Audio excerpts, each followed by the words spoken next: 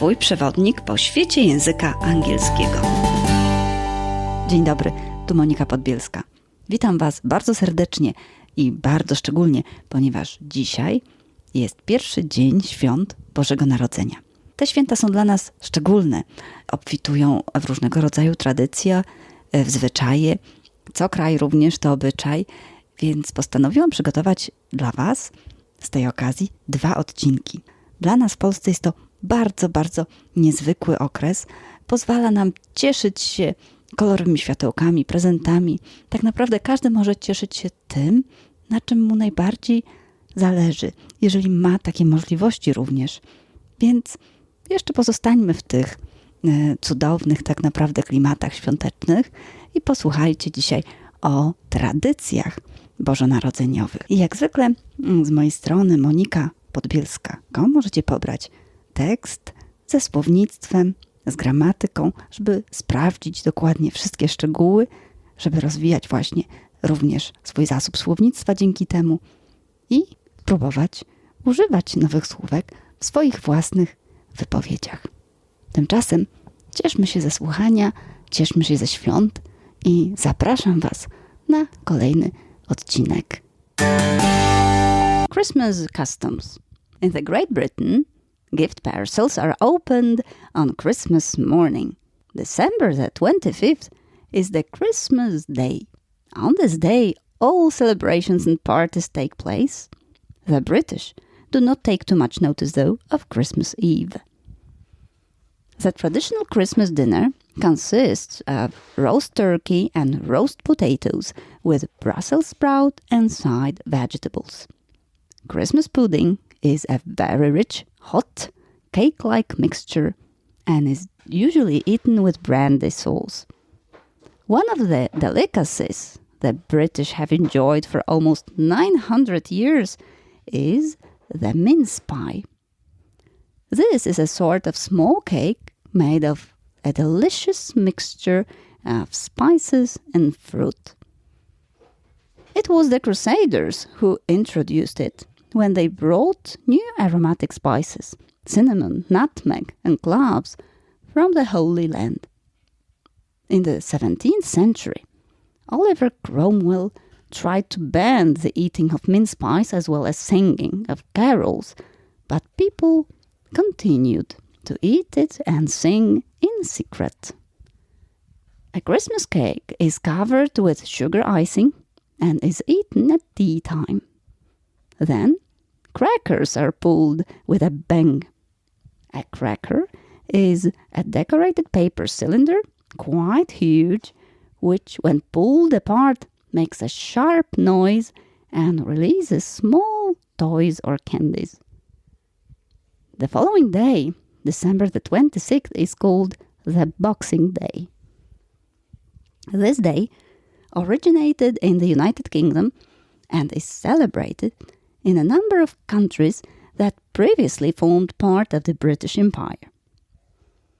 On this day, everybody who can goes to enjoy himself or herself. Cinemas, theaters, and concert halls are usually crowded. In the past, the Queen broadcast a radio message from her study, then, with time, recorded it so it could be broadcast on the Christmas day by radio in all parts of the British Commonwealth. The most famous Christmas tree is the one in Trafalgar Square in London. In the United States, many towns have a communal tree. This custom began first in America when an illuminated tree was set up in 1909 at Pasadena, California. Now we can observe the ceremony of putting up the towering Christmas tree in Rockefeller Center in New York City, as well as the town square of every community in the country. The nation's Christmas tree is obviously set up in Washington, D.C.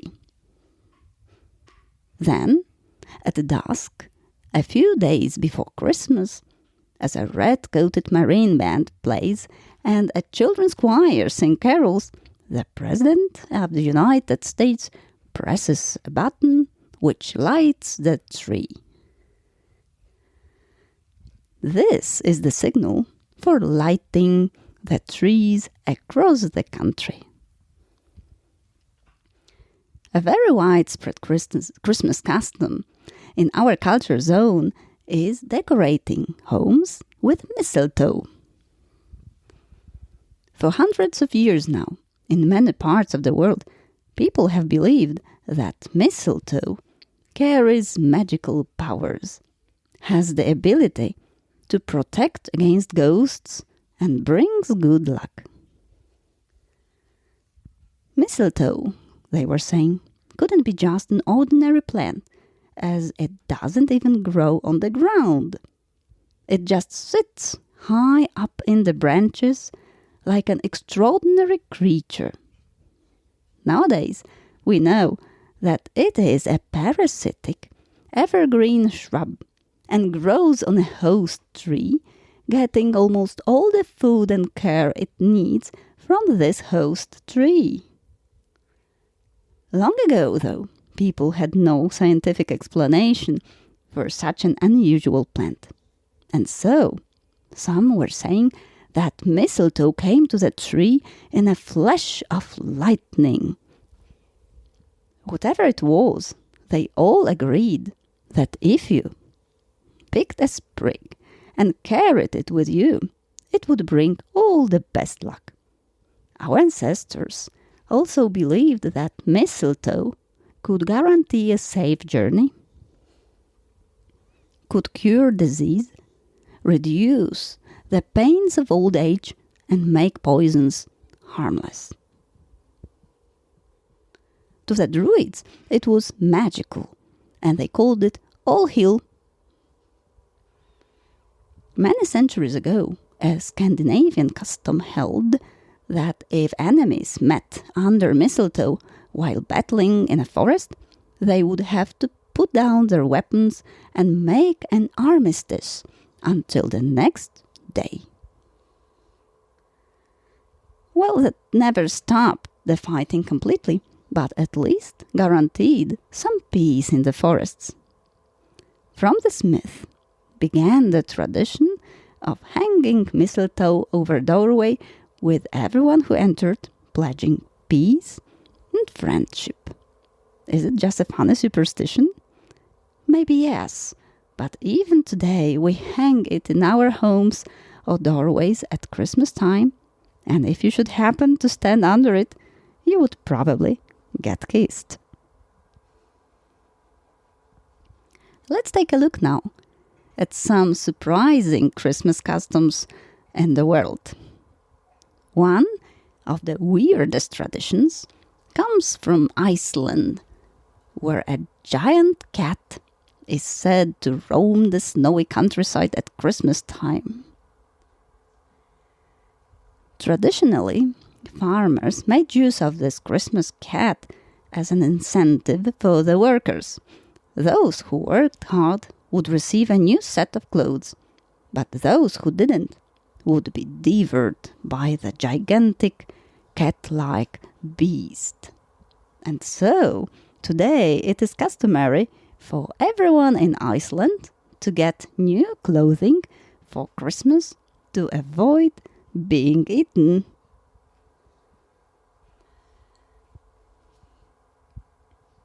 In Italy, you may forget about Santa Claus.